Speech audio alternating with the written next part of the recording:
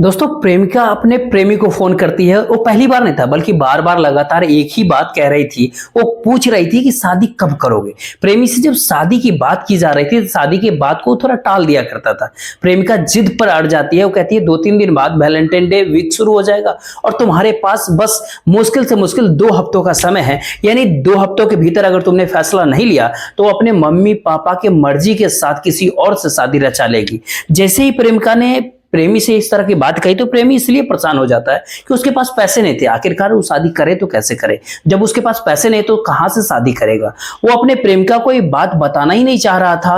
दोस्तों से सलाम बसवारा लेता है, उनको कहता है कि मेरी प्रेमिका जिद पर अड़ी हुई है। जब कभी भी फोन करती है हमेशा वो एक ही बात कहती है कि शादी कर लो, शादी के लिए पैसे नहीं है मेरे पास, हम करें तो क्या करें। जैसे दोस्तों ने ये बात सुना, दोस्तों ने कहा तुम चिंता क्यों कर रहे हो, कोई ना कोई रास्ता तलाश लेते हैं। और यहीं पर दोस्तों ने एक ऐसा प्लान बताया कि कहता है कि कहीं लूट करते हैं। यानी सारे दोस्तों के साथ वो लुटेरा बन जाता है और जब लूट के अंजाम देने वो निकलते थे, इन्हीं की वजह से 3 कत्ल हो जाते हैं। जब 3 कत्लों का खुलासा होता है तो लोगों को विश्वास ही नहीं हो रहा था कि एक प्रेमिका से शादी करने की वजह से आखिरकार 3 लोगों की मौत हो जाती है।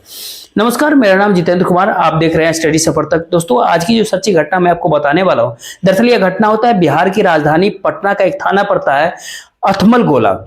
दरअसल अथमल गोला की सच्ची घटना है। आपसे बात कर रहे हैं 3 फरवरी 2025 की रात के करीब 8 साढ़े 8 बजे के आसपास का समय रहा होगा। एक राहगीर थंपा बाजितपुर की तरफ से गुजर रहा था। इन दोनों जगह के बीच में एक एरिया जो पड़ता है वो कुछ सुनसान एरिया है। वहीं पर सड़क पर जैसे वो चल रहा है, निकल रहा है, तो वहां पर 1-2 बाइकें खड़ी है। 4 लोग हैं जो काफी गंभीर रूप से घायल हैं। तभी वो 112 नंबर पे पुलिस को कॉल करता है और कॉल करके पुलिस को बताता है कि साहब, थंबा बाजितपुर के बीच में जो फूट का एरिया है, सुनसान एरिया, यहाँ पर एक बहुत बड़ा एक्सीडेंट हुआ है, आपको तुरंत यहाँ पर आना चाहिए। ये 2 थानों का एरिया होता है। यहाँ काफी देर तक काफी गहमा गहमी सी माहौल बनी रहती है। आखिर पुलिस सूचना के बाद जब मौके पे आती है तो मौके पर आकर के देखती है कि 2 अलग अलग बाइकें खड़ी है। 4 लोग हैं जो यहाँ पर काफी गंभीर रूप से घायल है। पुलिस उनको उठा करके सीधा अस्पताल ले जाती है। अस्पताल ले जाने के बाद पता चलता है कि उसमें से 3 की मौत हो चुकी है। 2.5 वर्ष की एक बालक है जो बालक काफी गंभीर रूप से घायल हो चुका है। उसको हायर मेडिकल सेंटर भेज दिया जाता है। उसके बाद फिर से पुलिस को एक सूचना मिलती है कि वहां पर एक और घायल व्यक्ति है। फिर पुलिस वाले उस घायल व्यक्ति को भी अस्पताल पहुंचाते हैं। हालांकि उनको इतनी गंभीर चोटें नहीं आई थी, लेकिन बार हॉस्पिटल से सीधा उसको पीएमसीएच के अंदर भेज दिया जाता है, पटना के पीएमसीएच में। वहां पर उसका इलाज चल रहा था। अब पुलिस ने ये जो मृतक व्यक्ति होता है, जब मृतक व्यक्ति की जो पहचान की जाती है तो होता है थंबा का रहने वाले। एक का नाम मनीष कुमार होता है जिसका उम्र 25 वर्ष होता है। मनीष की पत्नी होती है कंचन देवी जिसकी उम्र करीब 22-23 वर्ष के आसपास बताई जाती है। आयुष जो कि घायल होता है जिसका उम्र करीब 2.5 वर्ष के आसपास होता है। और इसी गांव का रहने वाला एक संजीत नाम का व्यक्ति होता है जिसकी उम्र 22-23 साल के आसपास बताई जाती है। पुलिस इन जो लाश थे, 3 लाश थे, उन सब लाश को जिला अस्पताल पोस्टमार्टम के लिए भेज दिया। और पोस्टमार्टम की रिपोर्ट जब अगले दिन 24 घंटे बाद आती है 4 फरवरी 2025 को, तब पुलिस के पैरों तले जमीन खिसक जाती है रिपोर्ट देख करके।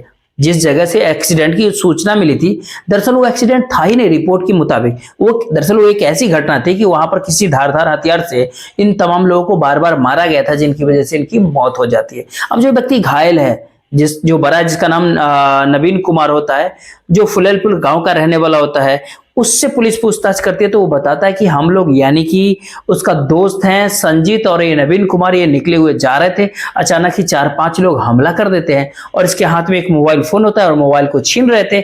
इसी दौरान मनीष कुमार अपनी पत्नी कंचन देवी और 2.5 साल के बच्चे आयुष के साथ वो अपने जिला नालंदा के रामपुर से अपने ससुराल से वापस अपने गाँव थंबा आ रहा था। और रास्ते में देखा कि लड़ाई झगड़े जब हो रहा था तो अपनी बाइक को रोकता है, क्योंकि उसी के गाँव का संजीत होता है। उस संजीत को देख करके रुक जाता है, कहता है कि तुम इसे क्यों मार रहे हो, क्यों पीट रहे हो।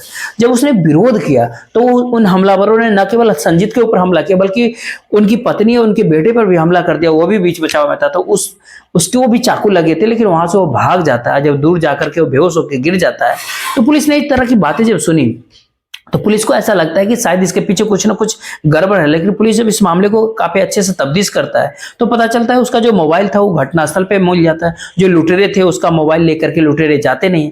आखिरकार पुलिस ने जो नवीन कुमार होता है उसके मोबाइल का सीडीआर निकलवाती है। सीडीआर निकलवाने के बाद पुलिस देखती है कुछ ही घंटे पहले 2-4 लोगों से उन लोगों की बातचीत चल रही थी। उनमें से एक व्यक्ति होता है जिसका नाम होता है गैनारी उर्फ गैंडा। पुलिस उसको गिरफ्तार करती है, उससे पूछताछ करती है। वो पुलिस के सवालों के सामने ज्यादा देर तक टिक नहीं पाता। पुलिस जब उससे सख्ती दबाव से पूछताछ करती है तो चौंकाने वाली खुलासा करती है।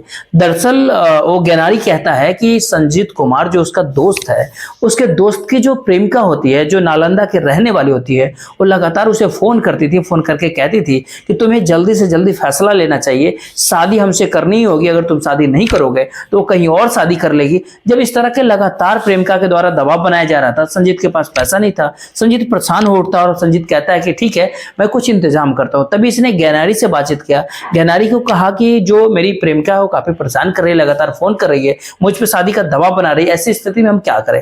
तभी उसके दोस्त ने कहा कि ठीक है तुम्हें परेशान होने की कोई जरूरत नहीं है, हम लोग मिलकर कुछ करते हैं। ज्ञानारी, नवीन कुमार, गोलू, इन तीनों ने मिलकर के संजीत के साथ कहा कि चलो एक काम करते हैं, कैसे पैसे का इंतजाम करते हैं। वो एक गांव में जाते हैं, गांव के उस व्यक्ति के पास जाते हैं और वहां जाकर के कहते हैं कि तुम्हें कुछ पैसे का इंतजाम करना पड़ेगा, अगर तुमने पैसे का इंतजाम नहीं किया तो तुम अंजाम बुरा होगा।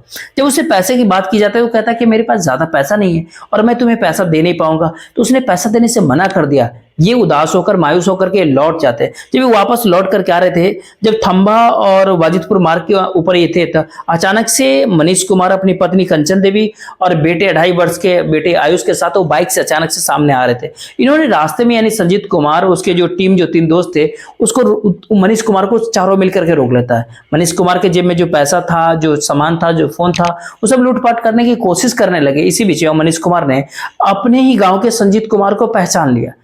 उसने कहा कि तुम तो मेरे गांव के लड़के, तुम्हारा नाम संजीत कुमार है। जैसे ही बात संजीत कुमार ने सुना कि वहां से, अब उसने बहाना बनाने लगा, वहां से संजीत कुमार भागने की कोशिश कर रहा था। तभी लड़कों ने सोचा, ज्ञानारी और साथी नवीन कुमार ने, कि ये जैसे पहचान लिया संजीत को, शायद ये बात खुल जाएगी, इसलिए ताबड़तोड़ मनीष, उसकी पत्नी और उसके बेटे आयुष पे हमला करने लगा।